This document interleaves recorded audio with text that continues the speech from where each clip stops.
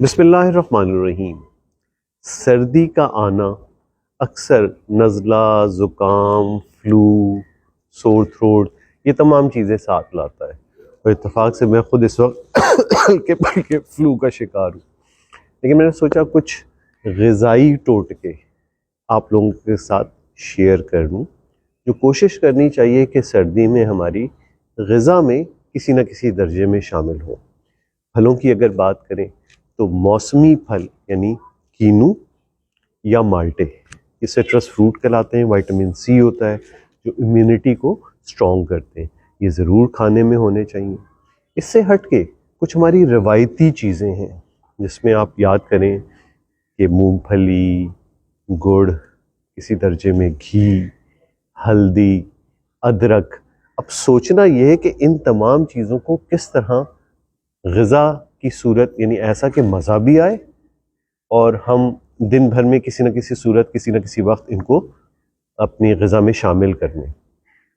ادرک کی بات ہو رہی ہے تو ادرک والی چائے زبردست ہوتی ہے۔ گڑ کی آپ بات کر لیں تو ایک چھوٹا سا پیس گڑ کا وہ ضرور کھانے میں کھا لیں، لیکن بہت زیادہ نہیں، کیونکہ مٹھاس بڑھے گی تو وہ دوسرے انداز سے نقصان پہنچائے گی۔ سملرلی گھی بھی بالکل ہلکا سا لگانے کی حد تک کہیں پر وہ تھوڑا بہت غذا میں شامل ہونا چاہیے۔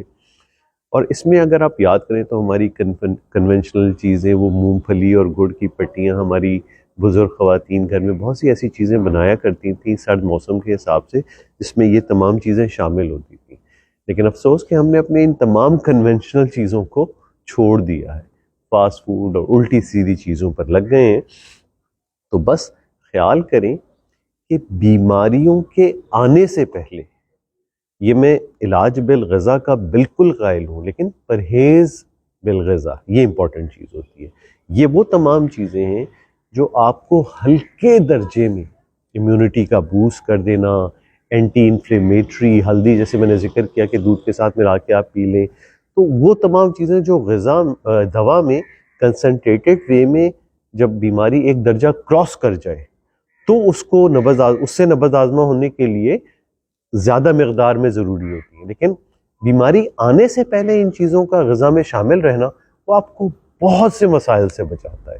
تو امید ہے کہ یہ چھوٹے سے ٹوٹکے 4-5 چیزیں ان کا میں نے یہاں پہ ذکر کیا، یہ اپنی غذا میں اس سرد موسم میں شامل رکھیں گے۔ اور مونگ پھلی میں صرف مونگ پھلی نہیں، تمام میوہ جات ہیں، لیکن وہ بھی کھانے کی حد تک اس طرح کہ ایک مٹھی میں جتنے وہ میوے آ سکتے ہیں دن میں وہ کھائے جا سکتے ہیں۔